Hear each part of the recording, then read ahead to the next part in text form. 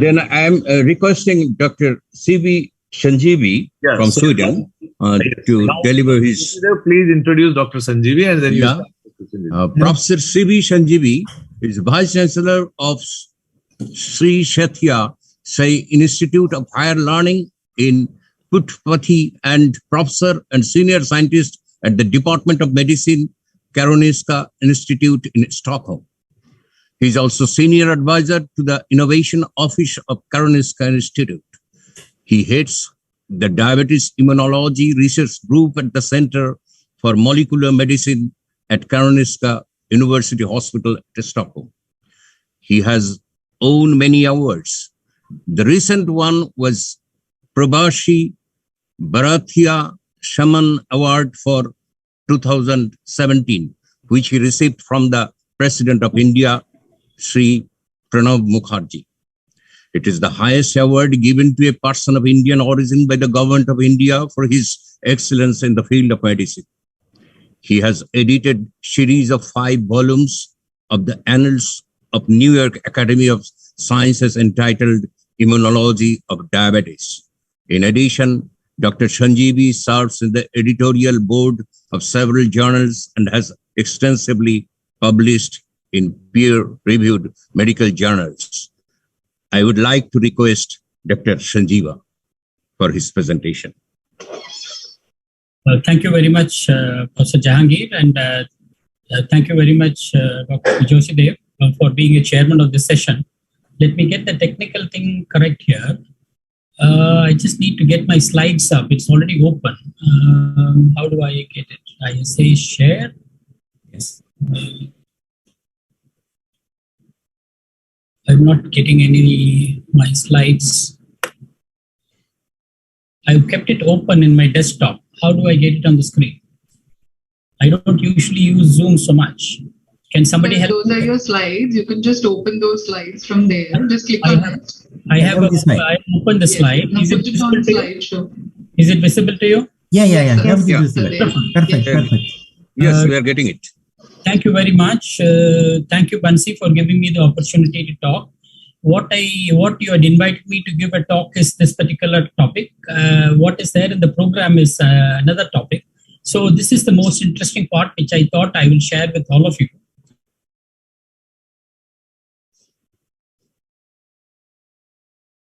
I had access to retrieve a lot of information regarding the discovery of insulin and the Nobel Prize that is being was awarded to Banting and MacLeod. So how do I move this? The slide is the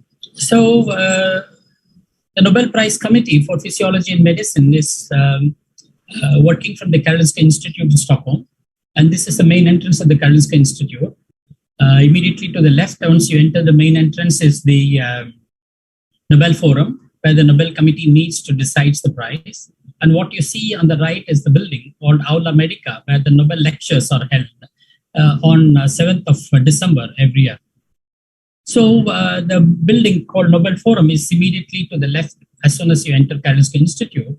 And it has a long foyer. At the end of the foyer is a very big lecture room where the Nobel Prizes are announced. And you have the bust of Alfred Nobel outside this building. And what you see as the assembly hall is the place where the Nobel Committee decides the prize. And the secretary of the Nobel Committee comes down from this first floor assembly hall to the Wallenberg Salen, which is the lecture room downstairs below the assembly hall, to announce the prize. So this is the tradition that happens. And this announcement is usually made on the first Monday of October every year. And the first prize that is announced is the Medicine and Physiology Prize.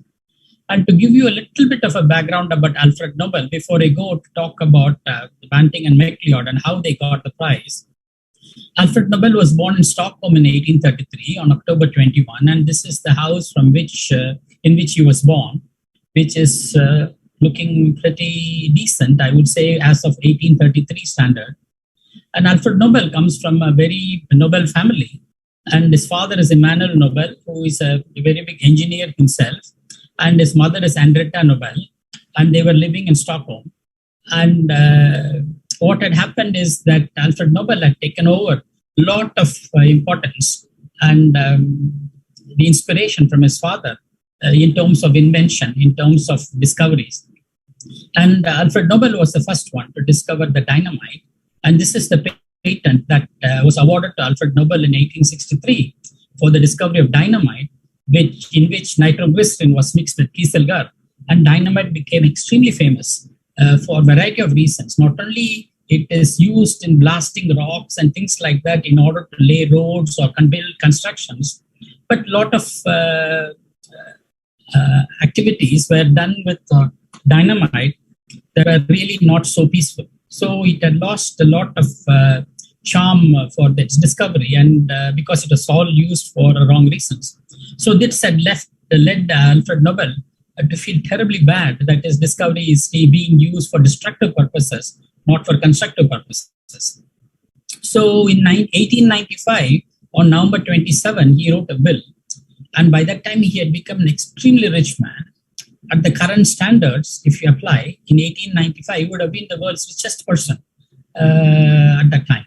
So in this 4-page bill, which constitutes the backbone for all the Nobel Prize that is awarded, he has given clear instructions on what are all the things that the Nobel Committee has to do in order to select the laureates and give the prize. An entire wealth of Alfred Nobel had been put in the Nobel Foundation, which uses the interest from that corpus in order to give away the prizes, and also do a lot of Nobel related activities in terms of running symposiums and things like that. So the title Physiology or Medicine was chosen by Alfred Nobel. And at that time, he had given 5 different prizes. And one of them is peace, which is to be decided by the Norwegian Parliament. The other prizes are physics, chemistry, and literature.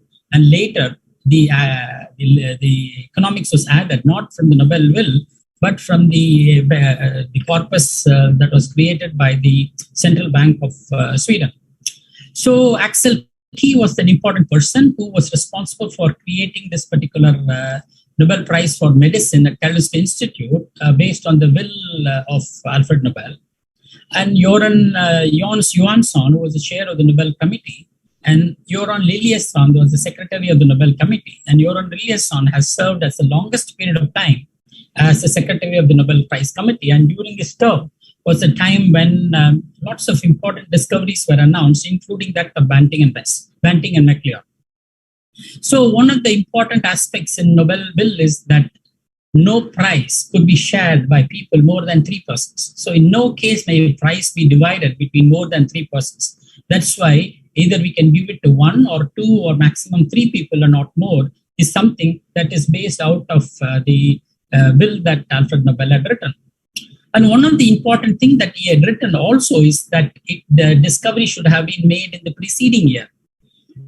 But it is really unlikely to identify a particular discovery and its effectiveness within a period of 12 months. And the only one prize that was awarded within 1 year of the discovery is the discovery of insulin. So that's the only prize that qualifies actually for this particular aspect of the will, whereas the Nobel Committee interprets this preceding year as preceding years, so that nowadays any discovery that is made, it takes at least 20-25 years before the Nobel Prize is awarded for the discovery. So this is one of the things that insulin discovery is the one that fits the bill very nicely as far as the will of Alfred Nobel is concerned. And of course, it has to be physiology or medicine. That's why prizes not necessarily have to be clinical medicine. That could be basic biology also that has an important implication in medicine. So coming to Nobel Prize for Banting and MacLeod, which was awarded to both of them in 1923, there have been a lot of interesting behind-the-scene activities that have happened. And I'm going to tell you some of those things because I had gone and sought information from the archives of the Nobel Foundation that is sitting at the Karolinska Institute. And I also wrote an article in Diabetologia in News and Views column in 2001 when we were celebrating 100 years of Nobel Prize. So there is a lot of interesting information that I'll be sharing in the following slides. So Banting and MacLeod was given the Nobel Prize in 1923 for the discovery of insulin. And the discovery was published in 1922. The nomination of the prize was made in 1923. As you all know, the deadline for nomination for Nobel Prize is 31st of January for that year. If you take 2022, January 31 is the deadline for the nomination for 2022. Whereas in this particular year, 1923 prize, the deadline for nomination was January 31, 1923. And in this particular year, you can see how the nominations had happened. And in Nobel Archive, you cannot access any information in the Nobel Archive in the last 50 years. Anything longer than 50 years, we can get access to the Nobel Archives, do research and publish it. So the choice of a combination had been debated by a lot of people. Banting had shared the prize with, the discovery was shared between MacLeod and Banting. But what happened was that Banting received 50% of the money, and he shared 50% of that money with Charles Best, and he felt Charles Best should have been included. And I can tell you why Charles Best was not included in the nomination for the 1923 prize. So this is the Nobel certificate that is given to the award winner along with the Nobel medal. And this is the certificate that was given in 1923 to Banting and MacLeod. Interestingly, on that particular year, both Banting and MacLeod did not come to Stockholm to receive the prize. The prize was actually sent to them through the Swedish ambassador to Canada and Swedish ambassador to United Kingdom. So this is how the Nobel Frederick Banting and John MacLeod's Nobel Award looks like. And when you look at the discovery, you will see that Banting was featured on the cover of the Time magazine in 1923. Then this is the house where Banting had worked, lived, and also did the discovery. And there is an eternal flame outside his house that's burning in memory of him. And you can see that Frederick Banting, his statue is there adorning the lawns of his house. And if you can see, this is the study. This is the place where he had been treating patients with insulin that he had made. And these are all the facts that had been put in the Nobel Foundation, where the Frederick Banting, Nobel Prize in Physiology of Medicine for 1923. He was born in Alliston, Canada, and he died in 1941 in Newfoundland, Canada. So affiliation at the time of award was to the University of Toronto in Canada. And the prize motivation was discovery of insulin. And he shared half the prize that was awarded to the discovery, the other half going to MacLeod. So what is the interesting background information? How did Banting and MacLeod win the prize? This is something that will also tell you how the Novo Nordisk was born at that time. So a few years before that, in 1920, a Danish gentleman by name August Krug won the Nobel Prize for Medicine. And his prize was awarded for the discovery of capillary motor regulating mechanism. And he had done a lot of work in 1910. And this work clearly demonstrated the absorption of oxygen and elimination of carbon dioxide in the lungs takes place by diffusion and diffusion alone. At that time, this particular knowledge was not available, and he was the first one to enunciate that. So he had published this work subsequently in 1918 in Danish and 1919 in English, and he was awarded the prize in 1920. But he is the person who was instrumental in making the nomination for Banting and MacLeod that helped him get the prize. And what happened is what you are going to see in the next slides. So August Krug had a wife by name Marie Krug. And Marie Krug, in 1921, developed diabetes. At that time, the diagnosis was called as maturity onset diabetes. So August Krug was invited to the United States to give a lecture tour because he was a Nobel laureate and very famous. And he took his wife alongside. So when he went to Boston, he had a private dinner. And Marie Krug was told by the renowned American diabetologist whom you all know, Elliot Jocelyn, in whose name we have the Jocelyn Diabetes Center. So Jocelyn, August Krug and Marie Krug had a dinner, and during that conversation, Alfred Krug, August Krug mentioned about his wife's diabetes. This is when Elliot Jocelyn informed him to go and make a visit to Toronto, where John MacLeod and his group of scientists have discovered insulin, which might be extremely beneficial for his wife. So August Krug made some changes to his plan. He went from Boston to Toronto, and he met with MacLeod and was his guest for some days. And he visited the laboratory, met with Banting, and discussed all the discovery. So he was extremely convinced about the insulin that was made that would cure diabetes and bring down blood glucose. And what Krug did was he obtained a license from Banting and MacLeod, and which allowed him to use the protocol for insulin purification that they had developed. So he came back to Denmark. He started the production of insulin on his return to Copenhagen. And the first patient was treated as early as March 13, 1923. So what he did was, the doctor in Denmark was Hagedorn, who was the one who was treating Marie Krug for her diabetes. So Hagedorn was interested in manufacturing insulin in Denmark with the license obtained. And Krug then found the Nordic Insulin Laboratory where insulin was manufactured, and the Nordisk Insulin Foundation. So these two items, or these two companies, later transformed into Novo Nordisk, a Novo Nordisk Foundation, which you are all very familiar now. So Marie Krug was treated with insulin that was made in Denmark with the license from Banting, and she died in 1943 due to cancer.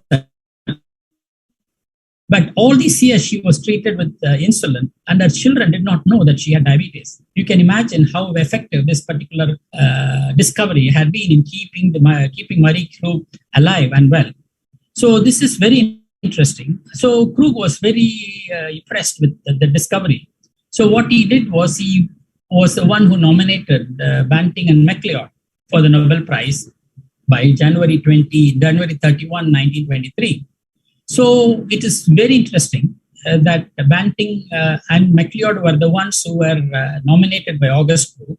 But if you look at the nominations that were received in 1923, Banting was also nominated by Kreil from Cleveland, Benedict from Austin, in addition to August Krug. Whereas MacLeod in 1923 was also nominated for the discovery of insulin by Stewart in Cleveland and August Krug. So August Krug had actually nominated both the people, whereas the other people who had nominated Banting did not nominate MacLeod, and vice versa. So this was very important, mainly because if a Nobel laureate is going to make a nomination, that carries quite a big weight in the Nobel Committee, where the nomination received by the Nobel laureate will be considered as good as a critique out of the one critique for the nomination.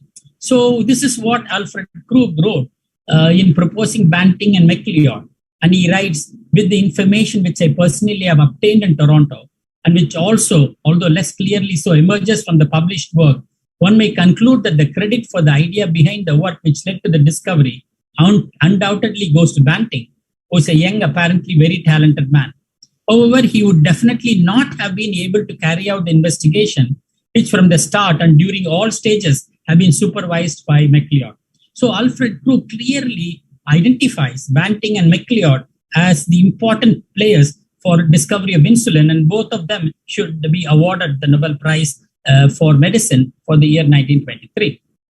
So in 1923, he followed up with another letter. As you understand from my discourse, it's my opinion that the discovery of insulin is extraordinary, both theoretical and practical importance, and it hardly surprises you that I intend to submit a nomination for the Nobel Prize or award to Banting and MacLeod. So this is how he wrote to the secretary of the Nobel Prize Committee, who was called as Göran Liljestrand. So subsequently in 1924, August Krug writes to Göran Liljestrand again, saying that it was really a fantastic nomination and the prize, but he sees that there have been a lot of criticisms that Charles Best was not included in the prize. So he says, I understand that the prize to Banting and MacLeod, ignoring other co-authors, has not been met with absolute consent on the other side of the Atlantic Ocean, and that especially Banting is offended by the fact that Best was not included. So you will realize why Best did not get the prize very soon. And however, I'm convinced that the correct choice is made is what Krug is talking about in terms of nominating Banting and MacLeod. So as you all know, if you're not nominated, you cannot be considered for the prize. So if you ask the question, was Charles Best nominated? He was not nominated in the year 1923. Nobody else can add his name subsequently to the nominations at a later time because the nominations close on 31st of January. So it becomes reasonable that Krug's nomination had some impact on the award of the prize to Banting and MacLeod because he was already a Nobel laureate. So when you look at these things in detail, you will realize why was MacLeod included and why was not Charles Best. As I said, Charles Best was not nominated, so he could not have been included, so he could not have won the prize in 1923. But are there other candidates who could have as well got the prize? Because some people felt that this prize was too rushed. The discovery was in 1922 and the award of prize was in 1923. So if you look at other things, there is a very nice book written by a guy called Bliss in 1982, where he finds that other people who should have deserved the prize are Nicholas Paulescu, Joseph von Mering, Oscar Minkowski, would have been as worthy as of Banting and MacLeod. And this is also written by Bliss after he had interviewed Rolf Luft, who is a very senior professor and also chairman of the Nobel Prize Committee at that time. And this interview was made with Rolf Luft sometime in 1971. So there are some additional information. If you look at it, Paulescu was never nominated, so he couldn't have got the prize. Collip and Best were nominated, Collip in 1928 and Charles Best in 1950, but for a different thing, not for insulin. Von Mering was nominated, but only in 1902 and 1906. And while Minkowski was nominated in 1902, 1906, 12 and 14, as well as 24 and 25. As you can see in 1923, if only Minkowski would have been nominated, he would have been the third candidate to have been awarded the prize for discovery of insulin, because Minkowski has also done quite a bit of work in insulin. So all these things put together, according to the statutes of the Nobel Foundation, none of these candidates could have received the prize in 1923 because no one else had been nominated other than Banting and MacLeod. So perhaps the committee said the choice made was the best possible choice, looking at the number of nominations that had received for that particular year. Still, the criticism remains, why did you rush it and give it in 1923? If you could have waited a little longer, maybe other people could have been nominated as well to have received the prize. But this was the decision that was made based on the nomination by Alfred Krug, and that is the one that stands now as the only prize given by the Nobel Prize Committee for a discovery that was made within 12 months of the award of the prize. So this is the lecture written in the form of a book that Frederick Banting made, and he had even signed it and given it to his father and mother about the Nobel lecture that he gave. Since he did not come and receive the prize in person, this lecture happened at a subsequent time with this bulletin or a manuscript that he had wrote about his talk for the Nobel lecture. And you can see in this picture, you can see Charles Best and the dog that in which they did all the experiments that made them to make the discovery for insulin. So Charles Best was a young PhD student at that time. A Nobel committee might not consider it favorably if a PhD student is a part of the discovery, because PhD students never actually do anything by themselves, where they follow the guidelines of the supervisor. So if you can see the important motto of Alfred Nobel is the discovery should be given for discovery or invention that should be of greatest benefit to humankind. So this is an important aspect that one needs to consider. So this is the first Nobel Award ceremony in 1901 that was held in Stockholm. This is an old black and white picture. And the host of this particular Nobel Prize ceremony is the King of Sweden, always, all these years, all the time. So this is one of the biggest functions in Sweden. And this is the dinner that anyone would like to go and attend and participate, the Nobel Prize dinner. So what happened to Charles Best? Is there something that, has he ever been nominated? I said he was nominated in 1950. But if you look at some of the other nominations, he had been nominated by 11 different nominees, and 3 of them in the 1950, 3 of them in 1951, 1 in 1952, and 4 of them in 1953. So he has been nominated for every year over a period of 4 years. And Charles Best was born in 1899 and he died in 1978. And he was a professor of physiology. And he himself had nominated George Minot and George Whipple. and he nominated Bernardo Albert Husse for the Nobel Prize. And Bernardo Albert Husse from Argentina had also nominated Charles Best himself, as the nominations are sent to some of the senior professors all around the world. And they are the ones who can do the nomination, in addition to the Nobel laureates who can nominate directly to the Nobel Prize Committee. So Charles Best was nominated several times, but in none of those years, he was successful in receiving the prize. So he could not get it. And if you look at the distribution of people who had nominated Charles Best across the world, we have had people from Canada, people from Argentina, people from Paraguay, people from Britain, Switzerland, Austria, several countries. People had nominated Charles Best. And unfortunately, he was not able to win the prize because at that time, the prize had gone to somebody else. So what learn from the history of the Nobel Prize? So knowledge in society is something that we all should know. Societies that have invested in research-based knowledge have prospered. To achieve such a knowledge, it should not be looked upon as a cost, but as an investment. So creating new knowledge is important, and investment in creating new knowledge is extremely important. Of course, the other opposite side is if you don't like research-based knowledge, one should try ignorance, which is what is prevalent nowadays with the knowledge that people get from Google and other online sources. So this is something that is very important for us to know, that the award of Nobel Prize for Banting and MacLeod is an award that is well deserved by both of them. Charles Best could not have been given the award simply because he was not nominated at that time. And subsequently, when he was not the prize, somebody else got the prize. So that is the bad luck. And Charles Best had written several letters to Rolf Luft, who is a professor at Karolinska Institute, showed me some of those letters where Charles Best felt very bitter that he had been left out of the prize and he has not been given the prize. But to be honest, when I had several discussions with Rolf Luft when he was alive, his opinion was that Charles Best did not deserve the prize. So that was his opinion because he was the chairman of the Nobel Prize Committee at that time. And you all know Rolf Luft was the person who was the first person in the world to discover mitochondrial diabetes. At that time, it was called as Luft disease, named after Rolf Luft. So I thank you very much for your attention. These are some of the contributions I had made in terms of books for immunology of diabetes. If any of you are interested in following some of the recent advances in diabetes, you can visit the Facebook page Thoughts on Diabetes, where I put a lot of new pieces of information that is becoming available in the world of diabetes. You can look at the references, sometimes the PDF file, etc. With this, I conclude my talk. I sincerely thank Bansi for inviting me to give a talk, and I thank our chairpersons for the introduction and the kind listening. Thank you. Thank you, Jothydev and Tyra. Bye. It was an excellent one. It was an excellent lecture, Dr. C.B. Sanjeevi.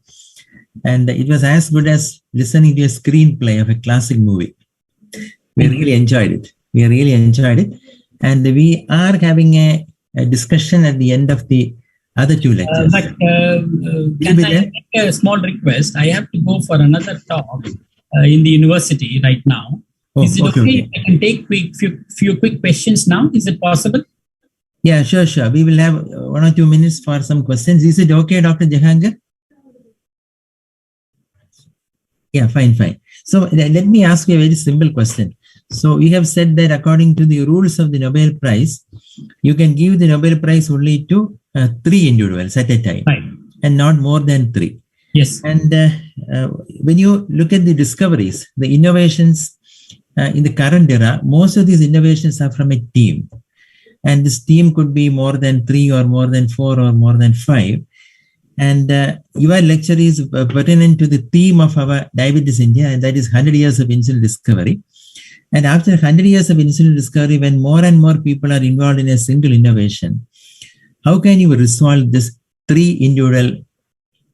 And if you look at it, this is the insulin that was used for treatment of diabetes. Yes. Okay. But insulin has been awarded Nobel Prize on 3 different occasions. The first person to sequence insulin, the peptide sequence of insulin, was made by Sanger at the and which now become Sanger Center in Cambridge.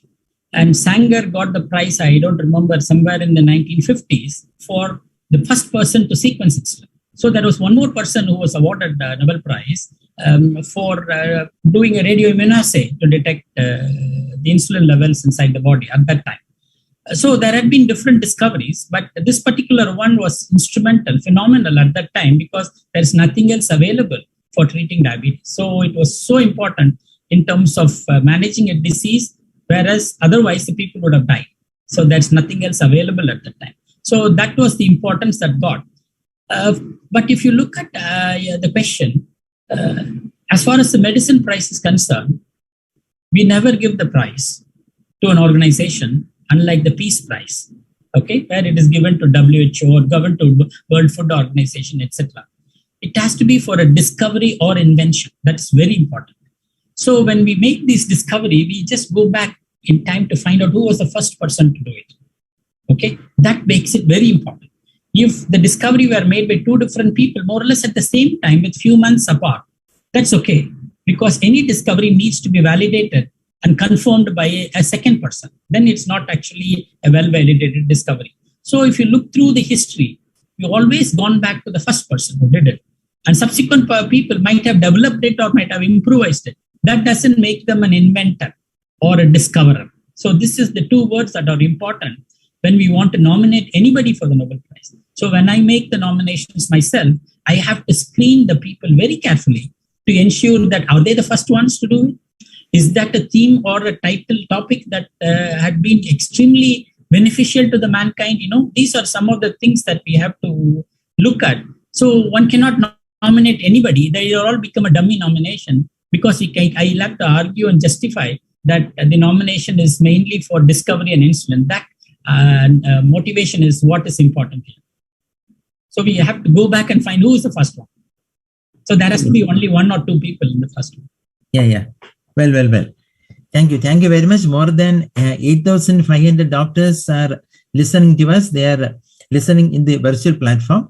And more than 1,000 doctors are there at Goa for face-to-face meetings. So thank you very much, Dr. Sanjeevi, for joining us. Thank you very much, Mr. Jyoti. I wish I could have interacted with all of them. Thank you for this question and thank you for your time. Bye now. Bye. Good day. Thank you.